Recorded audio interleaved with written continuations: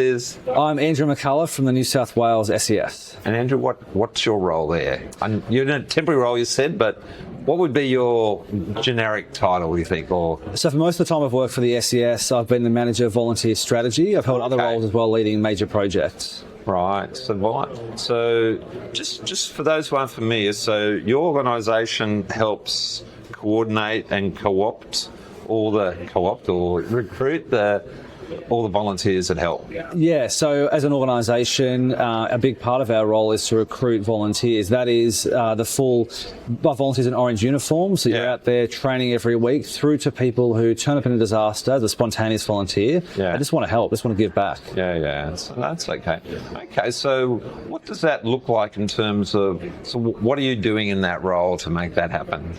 So I'm not in that role at the moment, but I can talk about maybe what I've done or something, or in the past, a lot of the things we've done is build projects around changing the policy, so actually build enabling policy that allows volunteers to get more involved more easily, allows the community to get involved more easily. So things around the Volunteer Reimagine project, what we did was change our volunteering procedures so that people in the community could come in and help more easily. And so in recent disasters, we've seen that. We've seen people turn up with their brooms, with their tools, just wanting to help, and we find a place for them to get to assist. Sounds like the famous Brisbane Mud Army. But very similar, which was a bit spontaneous, but they've since looked at ways to try and make it a little bit more structured. But I think what I'm hearing in New South Wales, you've got a very sort of pre-planned process.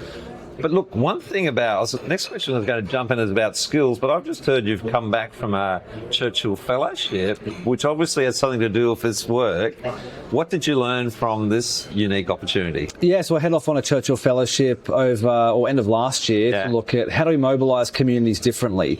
So looking at spontaneous volunteers, how different jurisdictions have worked with communities, how they have mobilised communities, and how they built policy frameworks to support that. So I went to everywhere from Japan, Turkey, Norway, Sweden, Iceland, the UK, the US and Chile, and seen some of the biggest places like Hurricane Katrina in New Orleans. I went to the site on the Syrian-Turkey border where the earthquake happened in 2023, northern Japan where the earthquake happened in 2011, looking at those sort of situations and how the community responded there, what the government learned and what the New South Wales SES could learn from that in the future, as well as other parts of Australia. Was the spectrum really broad in terms of how things happen?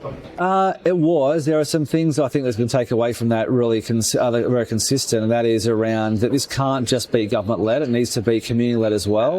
We need to start now, we need to look at what this means for private industry. So I think it's not just about a government-led response, we control everything. It's around how do we equip the community ahead of time to actually control and coordinate this, not just the government. So no, that's a really great set of skills to have. Like, well done to have done that, because it's obviously a recognition of your skills and contribution already. So that's great. But in rounding off, what is it that you like about your job?